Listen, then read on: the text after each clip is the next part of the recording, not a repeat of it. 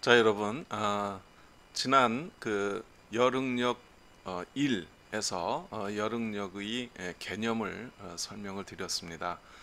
이번 강좌에 있어서는 열응력의 발생 과정을 좀 더 상세하게 설명드리고자 하는 내용이 되겠습니다. 지난 시간에 설명드렸듯이 가열하는 경우에 열팽창에 의해서 우리가 열응력이 발생이 된다라고 했는데, 이 열응력이 발생하지 않을 수도 있습니다. 어떤 물체가 구조물이 팽창을 한다 하더라도 그 팽창하는 데 있어서 구속을 하지 않는다면, 즉 자유롭게 팽창을 할 수 있다면 응력은 발생되지 않고 그대로 길이의 변화만이 생기는 것입니다. 즉, 이 위에 구속이 없는 상태로 봉제가 있을 때 이 봉 컬럼을 가열했다 했을 경우에 온도 증가를 일으키면은 이게 팽창을 하게 되죠. 그래서 이제 원래 길이에서 이만큼 늘어나는 상태로다가 될 것입니다. 그래서 이 구속이 없이 자유롭게 팽창할 수 있다는 얘기는 이 길이가 늘어나는 것으로서 그대로 표현이 되고, 이 길이의 증가분은 선 팽창 계수 알파와 온도 증가량의 길이만큼이 늘어나는 것으로 결과가 나오게 되죠. 자, 그렇다는 얘기는 여기에는 이 봉에는 구속이 없는 것으로 인해서 응력은 발생하지 않는다, 이렇게 얘기할 수가 있게 되는 것입니다. 그래서 응력이 발생하는 경우는 구속되어 있을 때, 이것을 완전 구속이든 일부 구속이든 이 구속이 있을 때 열 응력은 발생이 된다 하는 점입니다. 이때 온도 증가에 따라서 봉은 팽창을 하려고 할 것이고, 그때 이 완전 구속인 경우, 완전 강체에 의한 구속인 경우에 있어서는 길이 증가는 허용하지 않게 되죠. 그 경우에 이것은 이 벽으로부터 상대적으로 누르려는 힘으로 작용한 것과 같은 현상이 봉에 일어나게 됩니다. 그래서 길이의 변화는 없고, 이때 팽창하고자 하는 이런 양만큼의 변형률에 해당되는 응력을 받게 됩니다. 특히 이제 팽창할 경우에 있어서는 압축 응력을, 그래서 이제 온도가 감소가 돼서 이것이 수축하려고 할 경우에 있어서는 인장 응력이 이렇게 작용한다라고 볼 수가 있겠습니다. 그래서 구속 여부에 따라서 이 열응력은 발생할 수도 있고 발생하지 않을 수도 있다라는 점을 먼저 첫 번째로 설명을 드립니다. 자, 그렇다 그러면은 그 열응력의 양은 어떻게 되느냐, 크기는 어떻게 되겠느냐 하는 점입니다. 그래서 이제 우리는 열응력이 발생하는 조건인 이 강체 구속을 한 경우다, 즉 이 변이는 변하지 않게 딱 정해져 있다, 즉 변이가 생기지 않는다라고 했을 때 강력하게 이 봉제를 구속할 수가 있게 되겠죠. 자, 온도 증가에 따른 열팽창이 있고, 이 열팽창에 의해서 구속이 있는 경우, 이 구속에 의한 어떤 압축력이 생긴다. 앞에 슬라이드에서 설명드린 이 과정 중에 일어나는 이 압축력의 크기를 살펴보겠다는 얘기죠. 여기서 선팽창률은 이 전체 길이를 L이라고 했을 때, 이것이 자유 상태에서 단위 온도 1도 올렸을 때에 늘어난 길이의 원래 길이에 대한 비율이에요. 그렇죠? 1도 증가시켰을 때에 단위 온도를 증가시켰을 때 늘어난 길이의 비율 L분의 델타 L, 이것이 선팽창률 또는 선팽창 계수라고 부르는 것입니다. 자, 그렇다면 이제 열 변형률, 여기서 이제 압축에 해당되는, 그러니까 팽창을 하려는 것이 저지가 되기 때문에 그만큼 압축이 되는 효과와 동일합니다. 그 경우에 전체 길이에 대한 길이의 변화율, 길이가 늘어나지 못한 비율이 해당이 되는 건데, 그것을 우리는 변형률이라고 부릅니다. 이것을 변형률인데 이 양은 이 위의 관계식에서 볼 때 L분의 델타 L은 알파 곱하기 델타 T예요. 이렇게 돼요. 예. 알파 곱하기 델타 T 이런 형태가 된다. 만약에 이제 0도부터 시작을 했다고 친다 그러면은 그대로 0도부터 시작을 했다 그러면은 델타 T 이꼴 그 상태의 온도로 이렇게 볼 수도 있죠. 이건 이제 편의를 위해서 이렇게 가정을 합시다. 이렇게 가정을 해서 설명드리면 뒤에 연관된 그 설명에서 용이해지기 때문입니다. 그래서 이 열 변형률은 입실론 T는 알파 T다 또는 알파 델타 T다 이렇게 얘기할 수 있다는 것입니다. 그렇다면 우리가 이제 그만큼의 늘어날 것이 늘어나지 못하는 것으로 인해서 발생하는 응력의 크기는 어떻게 될 것이냐? 응력은 변형률 곱하기 탄성계수죠. 물론 이제 이것이 항복점 이내일 경우에 이 관계식이 적용이 되고 이 관계식을 우리는 후쿠의 법칙이다라고 이 관계식 자체는 후쿠의 법칙이다라고 얘기할 수가 있겠습니다. 그래서 이제 이 후쿠의 법칙을 적용하게 되면은 열응력 값은 이렇게 지금 마이너스를 붙인 거는 늘어날 것이 늘어나지 못했기 때문에 줄어든 것에 해당이 되죠. 그래서 이제 압축이라는 표시입니다. 압축에 의해서 압축 응력을 표시하기 위해서 이제 마이너스를 넣은 거고요. 알파 t가 이것이 열 변형률이 되겠고 여기에 탄성 계수를 곱한 값. 자, 이만큼이 열 응력 값이 일어난다는 것입니다.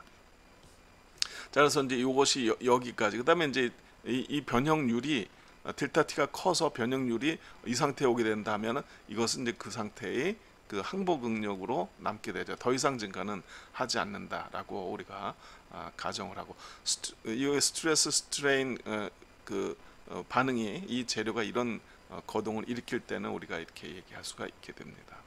그래서 여기서 우리가 다시 한번 앞에서 얘기했듯이 구속이 없다면 응력이 없다. 그래서 또 한 가지는 변형률이 생기지 않는 하나의 방법은 알파 값이 거의 0인 즉 선팽창 계수가 0에 근접해 있다 그러면은 응력이 발생하지 않는다.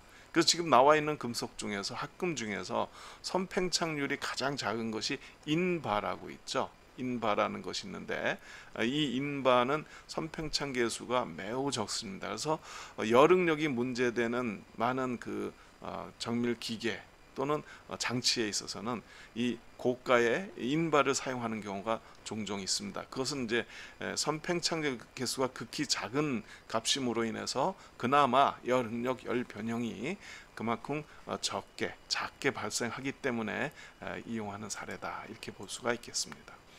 자, 그래서 이것이 가열이 탄성 범위 내에 있어서는 저 후쿠의 법칙에 따라서 열 응력이 발생을 하게 되는데 그렇다면 탄성 범위를 넘어서서는 어떻게 되겠는가 하는 거예요. 그래서 이제 계속 가열하게 된다 그러면 온도의 증가에 따라서 열 응력은 항복 응력에 도달할 것입니다.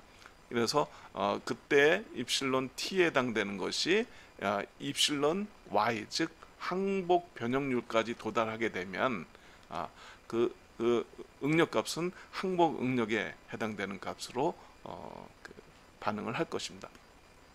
그래서 이 항복 응력이 온도에 의존하지 않는다면 이 소재의 온도가 뭐 0도이든 100도이든 200도이든 항복 응력 값이 균일하다. 뭐 그렇게 가정을 하는 것입니다.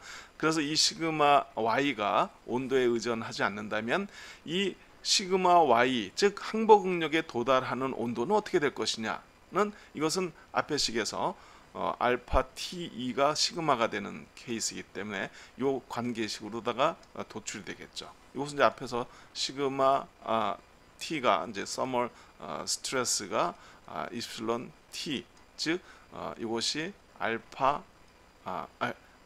이플silon E 즉 알파 T2가 된다는 이 관계식에서 T가 시그마 Y에 도달하는 온도 TY는 알파 2분의 시그마 이렇게 이루어진다는 것이 되겠죠.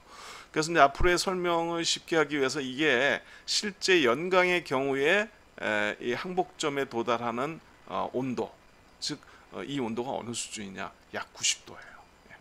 약 90도 정도 도달하면은 완전 구속이 되어 있는 경우에 경우에 90도의 그 온도 증가를 일으키게 되면은 이것이 항복응력에 도달할 정도가 됩니다.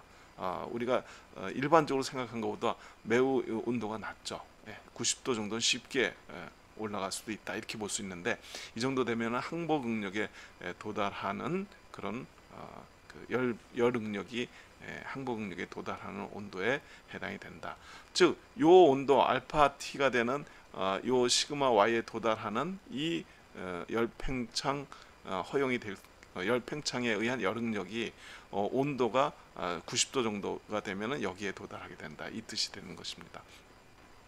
그래서 그 이후에 그 응력은 온도가 계속 증가한다 하더라도 응력은 시그마 Y의 즉 항복 응력에 머물게 됩니다.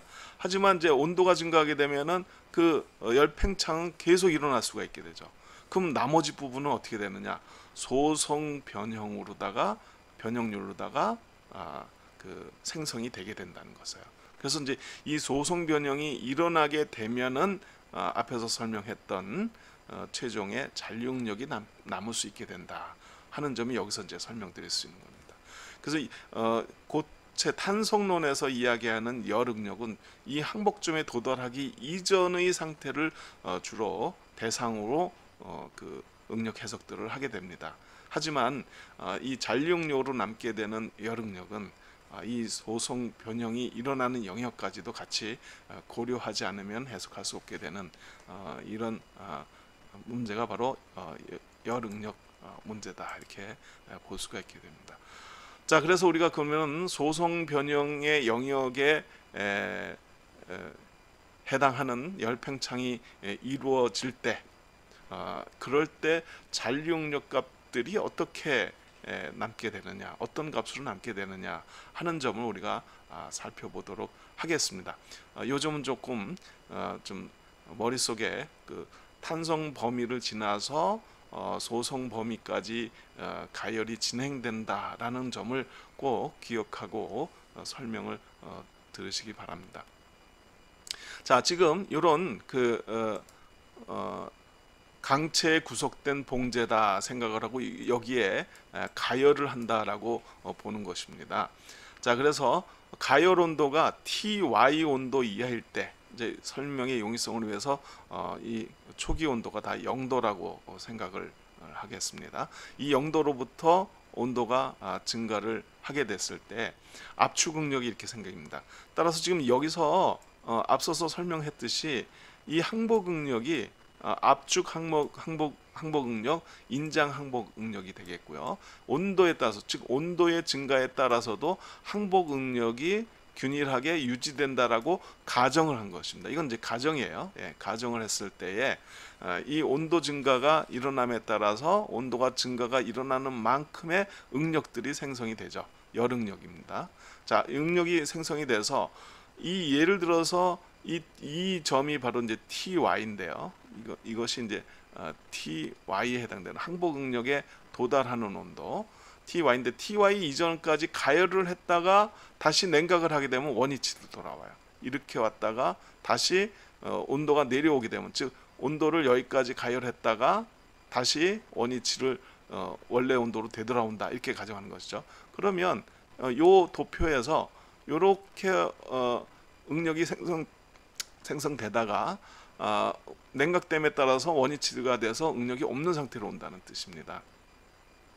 자, 그래서 TY 이전에 있어서는 압축 탄성 변형만 일어나기 때문에 일어나기 때문에 그 다시 냉각함에 따라서 탄성 회복이 일어납니다. 탄성 변형이 회복됩니다.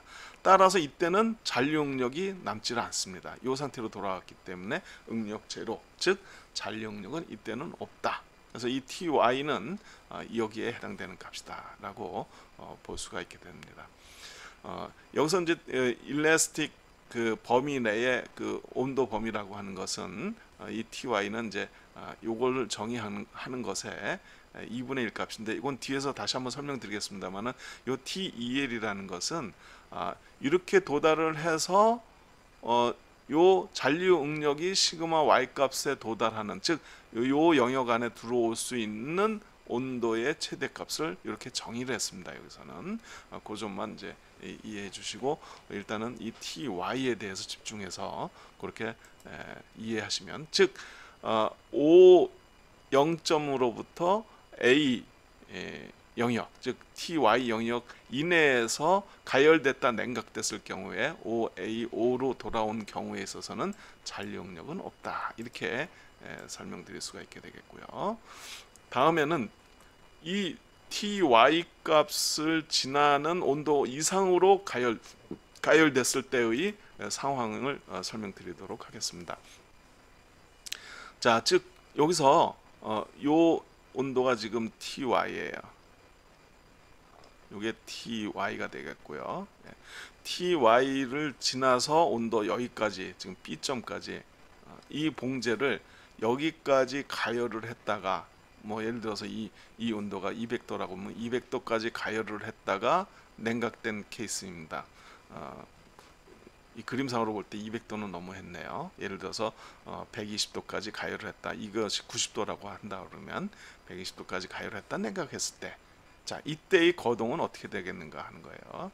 자, 온도는 여기까지 올라갔다가 내려오는 것이 되겠는데, 그 동안에 이 변형이 어떻게 일어나는가 하는 것을 볼 수가 있겠습니다. 그래서 열 탄성의 범위에 있어서 열 응력이 이렇게 생성이 돼 나갑니다. 그때 그 온도가 요만큼 올라갔을 때의 열 응력은 여기에 해당되는 거죠. 요만큼 올라갔을 때의 열 응력은 여기에 해당됩니다. 자, 그래서 항복점에 도달하는 온도에 도달했을 때 드디어 항복 응력에 도달을 합니다. 자, 그 이후로 더 가열을 했을 때 팽창은 계속 되려고 하지만, 즉 열 변형률은 지속적으로 생기지만 더 생겼다고 해서 응력이 증가하진 않죠. 왜? 항복 응력에 도달을 했으니까.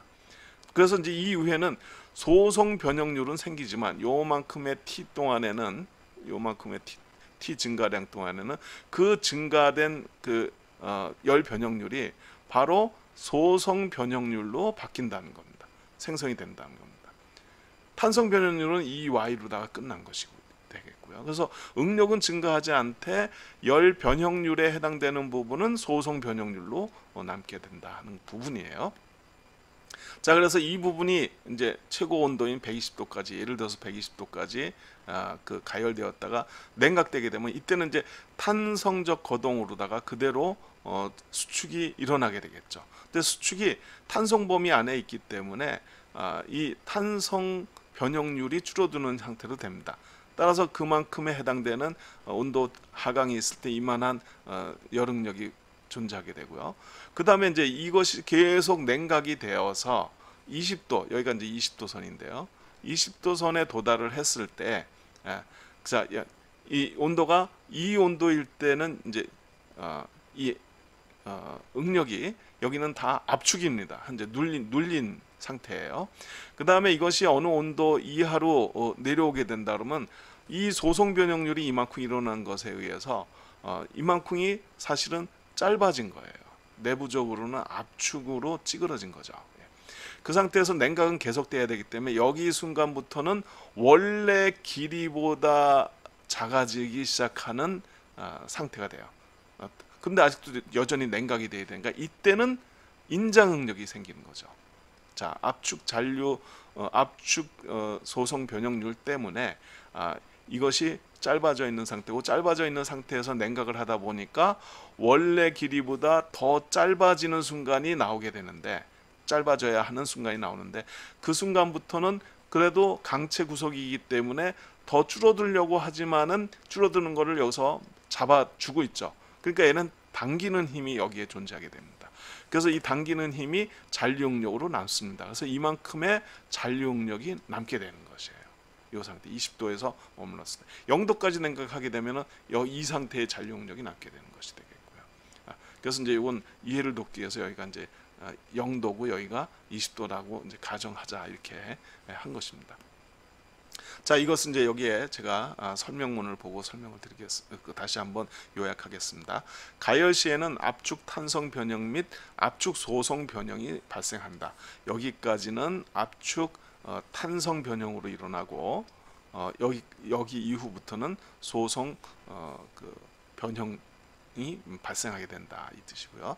냉각 시에는 압축 탄성 변형이 이제 회복이 되고, 여기까지 회복이 되고, 이후 계속적인 수축으로 인해서 인장 탄성 변형이 생기기 시작한다. 여기가 발생이 된다. 이후에 인장 잔류 응력이 이만큼 남게 된다라는 얘기예요. 그래서 델타 일라스틱 범위 플러스 델타 제로, 여 범위죠. 이 범위로 가열된 경우에 있어서는 인장 탄성 변형만 생기는 한계가 된다. 즉 이것이 가열이 이만큼 돼서 여기까지 가게 되면은 인장 탄성 변형률에 의해서 변형에 의해서 최대 인장 그 항복 응력이 잔류하는 케이스예요. 여기까지. 여기까지는. 그래서 이제 이 범위에서 이 범위 안에서 볼 때는 여기에 각각에 해당되는 잔류 응력들이 남게 되는 범위다라는 얘기입니다.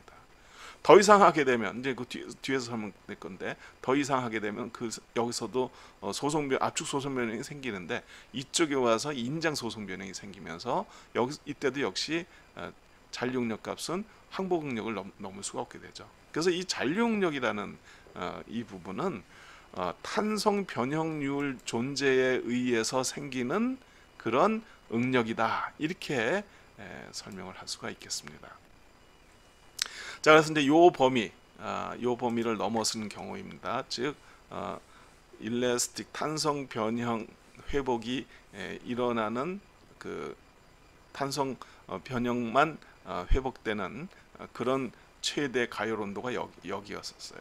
이걸 이제 앞서서 그 델타 TEL이라고 이제 표현을 한 것이 되겠죠. 그래서 델타 TL 플러스 델타 요 제로 기본 온도 차이가 되겠죠. 이 이상으로 가열되는 경우입니다. 그래서 O, A, C, D 해서 최종 상태로 온다고 이게 판단한 것이죠. 자, 요 가열에 따라서 이렇게 진행이 되고 계속 가열을 하게 되는 거죠. 여기까지 가열이 된 겁니다. 이 온도까지. 가장 많이 가열된 케이스죠. 자, 그러면 여기서 이만큼이 소성 변형이 일어난 거예요. 이만큼 구역이.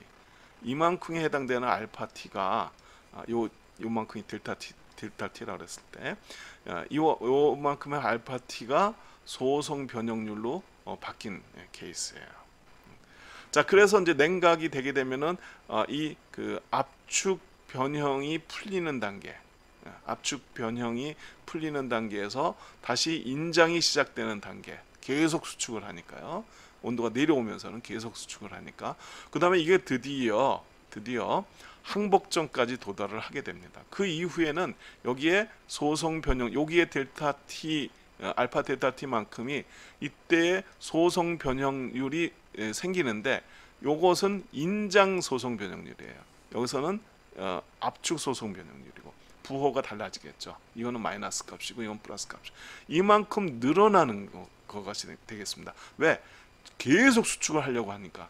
이만큼 짧아져 있는 놈을 계속 냉각시키는 것에 의해서 수축하려고 하는데, 인장 항복 응력까지 도달하게 되면 그 다음부터는 인장 소성 변형률이 발생하게 되는 거죠. 그래서 이 구간에는 이 온도 이상 즉 델타 TEL 온도 이상 가열됐을 경우에 이것이 더 많이 되든 더 적게 되든 잔류 응력 값은 동일한 거예요.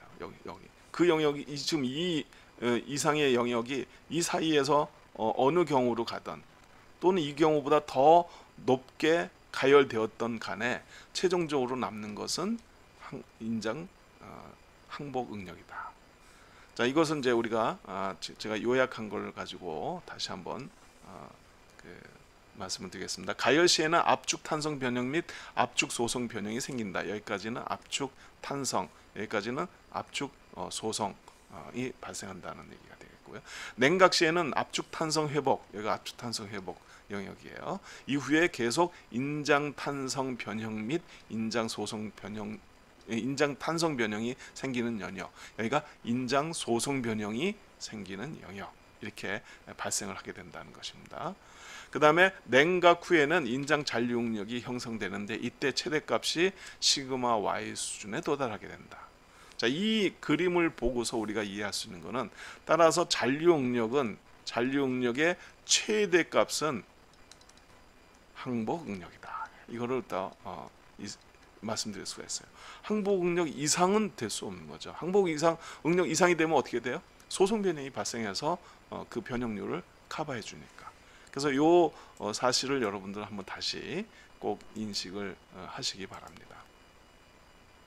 자, 이게 열 응력이 잔류 응력으로 남게 되는, 그 잔류 응력이 생성되게 되는 과정에 대한 설명입니다. 이걸 통해서 우리가 열 응력이 소송 변형을 일으키는 온도 영역까지 가열되었을 때 구속에 의해서, 그 구속에 의해서 또한 최종적으로 잔류 응력이 남게 된다는 점을 이해할 수 있는 그런 설명이 되겠습니다.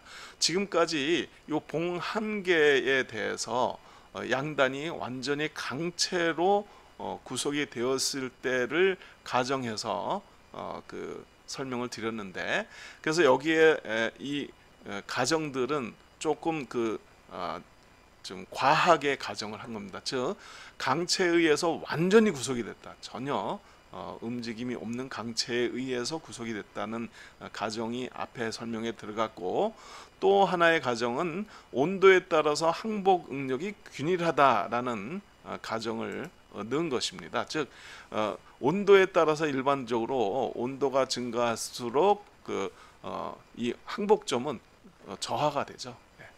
이게 이제 일반적인 재료들의 특성입니다. 금속들의 대부분 이런 특성을 가졌는데, 우리는 이것을 앞에서 설명드릴 때는 균일하다고 가정했습니다. 이거는 가정을 한 이유는 설명을 여러분들에게 쉽게 하기 위해서 한 것입니다. 그래서 이 두 가지가 실제 강체에 의한 완전 구속이 아니라 어느 정도 팽창을 허용하는, 탄성체에 의해서 허용하는 구속일 때, 그리고 온도에 따라서 항복 응력이 점차 이렇게 감소될 때, 이럴 때는 그러면 어떤 현상이 있겠는가? 조금 더 현실적인 가정들로 해서 설명이 필요합니다. 그래서 이런 설명을 위해서는 삼봉 모델, 아래와 같은 삼봉 모델, 양쪽에 좀 표면적인 넓은 기둥이 있고 가운데 조금 가느다란 기둥이 있었을 때, 이 자체는 강체이나 여기에 팽창에 의해서 상하로 어느 정도 움직일 수 있는, 그 움직이는 허용 범위는